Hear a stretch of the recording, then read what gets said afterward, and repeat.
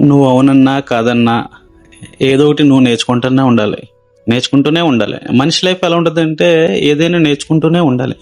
కానీ నువ్వు అనుకునే నేర్చుకోవడం కాదు. అంటే మనందరికీ కొన్ని ఇంట్రెస్ట్లు ఉంటాయి.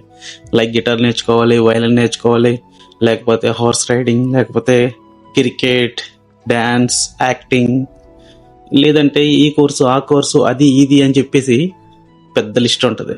కానీ తెలుసా, అసలైన లైఫ్లో నువ్వు అనుకున్నవన్నీ ఉండవు.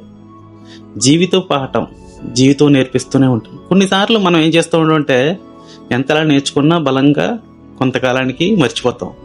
మళ్ళీ జీవితం ఏం చేస్తుంది, మర్చిపోతావా అని చెప్పేసి మళ్ళీ తిప్పి ఆ లూప్లోనే నేర్పిస్తూ ఉంటుంది.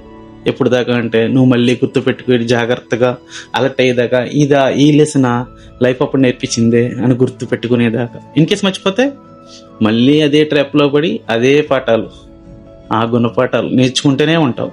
సరే, నీ జీవితంలో ఏ పాఠాన్ని నువ్వు మళ్ళీ రిపీటెడ్గా నేర్చుకున్నావు?